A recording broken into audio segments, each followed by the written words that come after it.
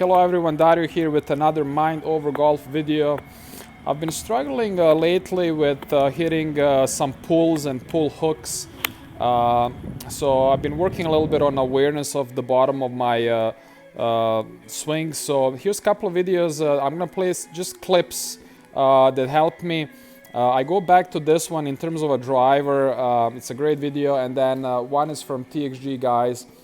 This is a recent video that really helped me, so hopefully these tips can help somebody else. I'm going to include full videos in the description, and I hope you enjoy them. My 7-iron great, you know, but I can't hit my driver straight. And I keep on slicing the driver or pulling the driver. And there's really a very easy explanation for that. And one of the things is ball position. Ball position and the placement of your center of gravity.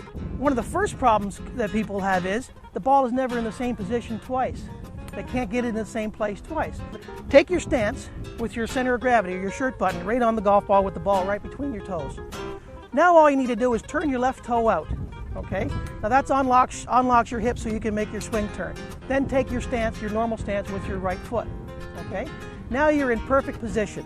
Your center of gravity, or your shirt button, is about 4 inches behind the golf ball, where it should be, okay? Now, when you swing the golf club in this manner, the bottom of your swing happens right here, and then you swing up and hit the ball off the tee. When you take your stance, leave the golf club on your center of gravity. This is the bottom of your swing. Your golf swing will always bottom out on your center of gravity.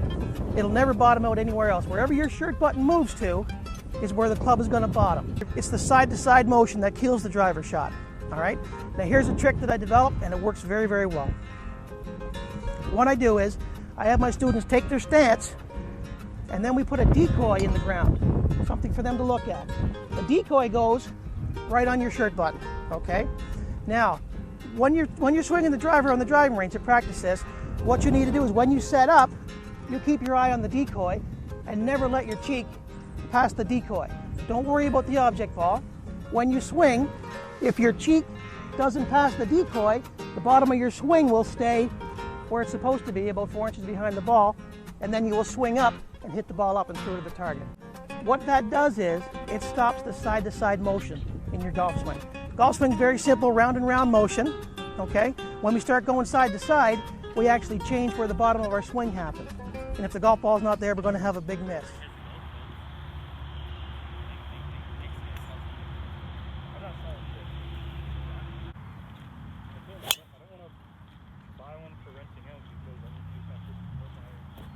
You know, I love very expensive training aids, so we're going to use a nice kitchen spoon here with Ian here to help him with the path. And what we're going to do is we're going to take the spoon, and we're going to take the curved part of the spoon, and we're going to put it underneath the armpit so that the handle kind of sticks out at the back.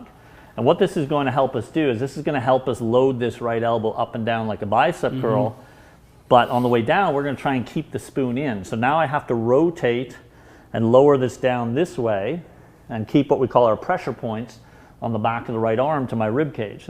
As Ian sort of works it this way, he's going to start to feel what we're talking about. You really feel that back of the right hand traveling towards your left thigh. Absolutely. Coming down.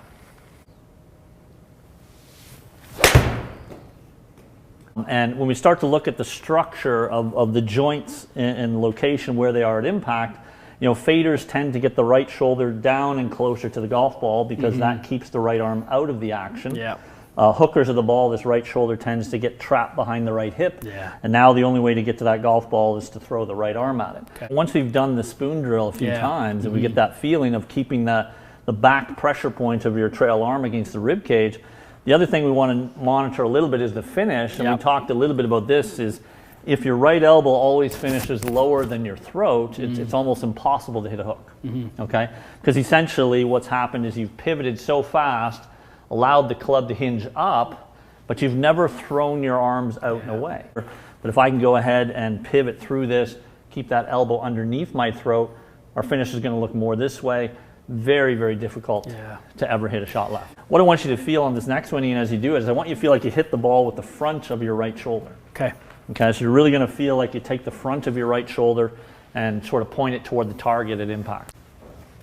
Let's get that thought in the next one, really slapping the back of your right hand into your left thigh. Okay. Okay, and that'll help open up the pivot a little faster. There you go. It's a great thought, that. It's a really good feeling, that kind Yeah. of motion moving that way. Yeah. Really manages the face so nice.